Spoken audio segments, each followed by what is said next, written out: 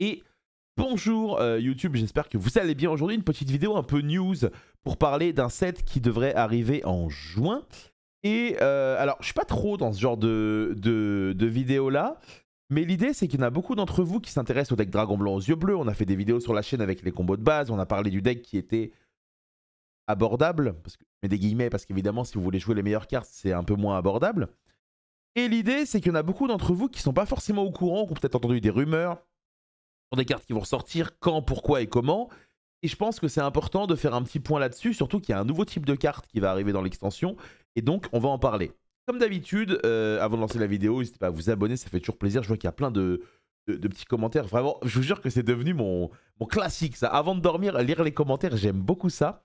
Donc même si évidemment je réponds pas souvent, sachez que vraiment je lis tout.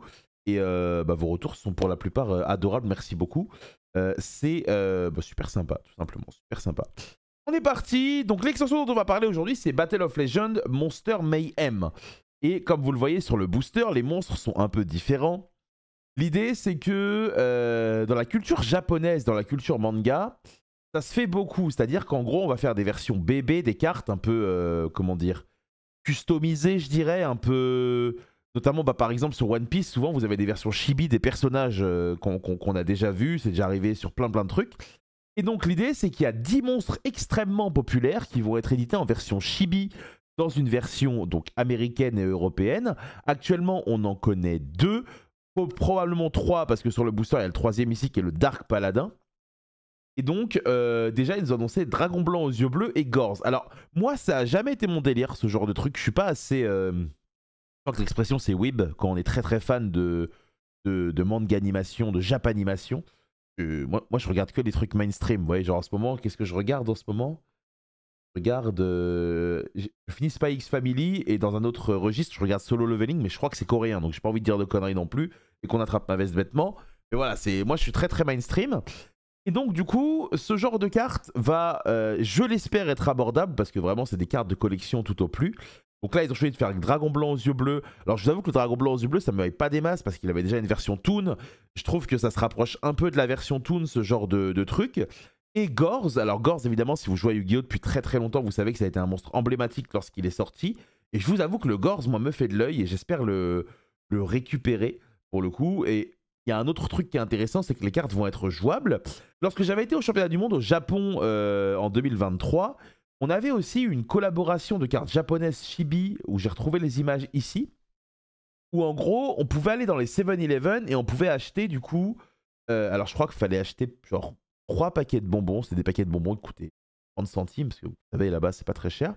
Et en gros, vous aviez le droit de prendre une carte promotionnelle. Donc ici, je sais pas si vous avez tout le set. Quasiment sûr que oui, mais je vais pas forcément m'avancer là-dessus.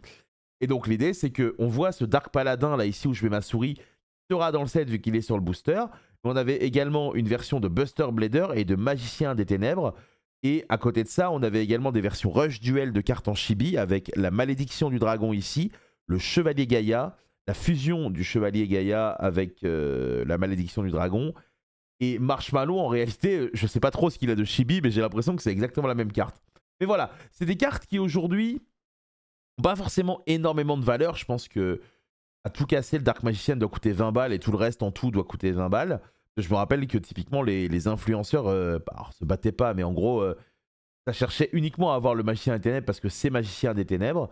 Donc voilà, moi j'avoue que c'est le genre de truc qui me aille pas forcément. Je suis pas forcément le genre de personne concernée, mais j'ai un rapport avec le dessin animé qui est peut-être moins nostalgique que vous, donc vous me direz dans les commentaires. Mais je pense que c'est des petits outils de collection qui sont sympas. Maintenant, là où moi je suis un peu plus différent, j'imagine, c'est le Gorz, quoi. Le Gorz, c'est vraiment un monstre mythique. Pour la petite histoire, Gorz est un monstre qui, lorsqu'il est sorti, j'étais quasiment un des seuls joueurs français à ne pas le jouer. Et en gros, je jouais avec un joueur qui s'appelait Alain Lee. Et lui me disait que c'était indispensable parce que ça permettait de battre les joueurs un peu moins forts. Moi, j'expliquais que vu que la carte se prenait crush card, elle était nulle. Et je n'arrêtais pas de rabaisser la carte. Elle était quand même dans mon side. Et ce qui est rigolo, c'est qu'en finale du Fortune Tour national, j'affronte Alain. Et ce qui me fait gagner la deuxième manche, puisque j'ai gagné 2-0, c'est Gorz. Et quand il m'a regardé, et on a eu un échange exceptionnel, parce que du coup, Alain, c'est un ami à moi qu'on se connaît 20 ans. Et c'était assez rigolo.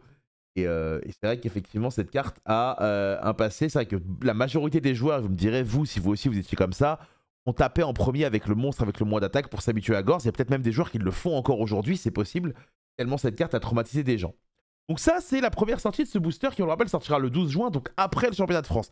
J'insiste sur le après le championnat de France parce que c'est important. Pourquoi? Parce qu'il va y avoir des rééditions. Il va y avoir des rééditions dans ce set, notamment des cartes Orcust. Vous le savez peut-être, mais Orcust risque d'avoir du support bientôt. Notamment de cartes Dragon Maid. Ils ont entamé de la réédition de cartes Dragon Maid qui peuvent être intéressantes avec pas mal de supports qui va arriver, notamment peut-être les queues de dragon.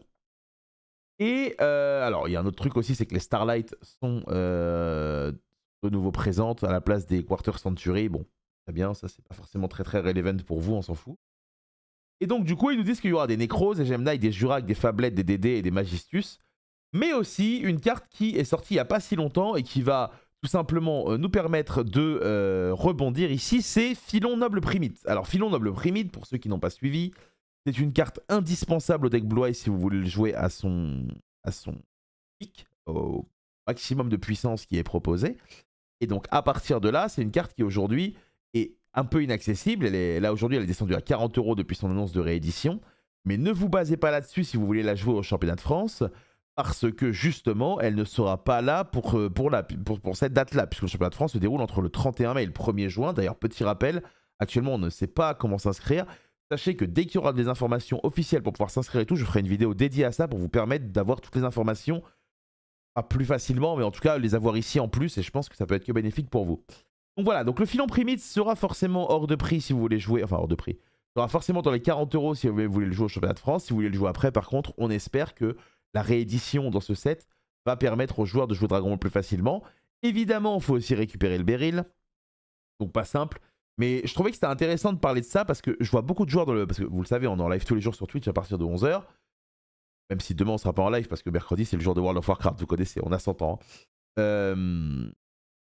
Beaucoup de joueurs s'attendent à récupérer cette réédition. Et l'idée c'est que je pense que on est dans le bon timing pour bien vous prévenir que ça ne sera pas le cas. Parce que l'idée c'est que oui, par exemple, des cartes comme Fuvalos seront disponibles le mois prochain. Mais Philon, quant à lui, ne sera pas disponible. Donc voilà, ça c'était l'information importante de la vidéo à récupérer.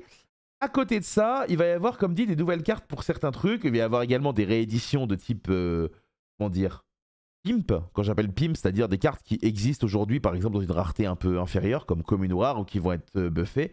Par exemple, le Roi des Lutins Sauvages, qui est une carte indispensable au deck Mitsurugi aujourd'hui, qui va être édité. Et donc voilà globalement le contenu de ce set. Moi je vous avoue que les sets Bataille de Légende, ça me hype très rarement. Mais là j'ai envie de récupérer Gorz.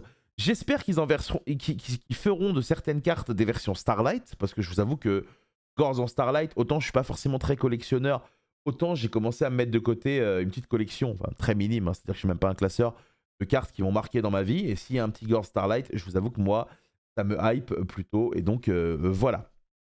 Voilà pour cette petite vidéo un peu moins informative que d'habitude. Mais l'idée c'est que si on veut tenir le rythme aussi, il va y avoir des vidéos comme ça et je pense que c'est important aussi. Petit rappel, pour ce week-end, pour ceux qui veulent potentiellement voir de la compétition, on aura l'Open espagnol le samedi à partir de 11 h du coup sur ma chaîne Twitch. La journée on verra les matchs et entre les matchs on aura l'occasion de discuter. Et le dimanche surtout, ne ratez pas ça, WCQ de Mulhouse, un des plus gros WCQ en France. On commentera également sur ma chaîne avec tous les meilleurs joueurs français. Vous le savez, tout le monde se bat actuellement pour se qualifier pour le championnat du monde à Paris. D'ailleurs, n'hésitez pas à me dire si ça vous intéresserait que je vous fasse une vidéo pour vous expliquer comment se qualifier au World. Parce que peut-être que ça peut être vous qui sait, même si évidemment vous vous doutez bien que c'est un parcours semé d'embûches et pas simple du tout. Voilà, bonne journée à vous, prenez soin de vous et merci encore une fois d'avoir regardé. Au revoir.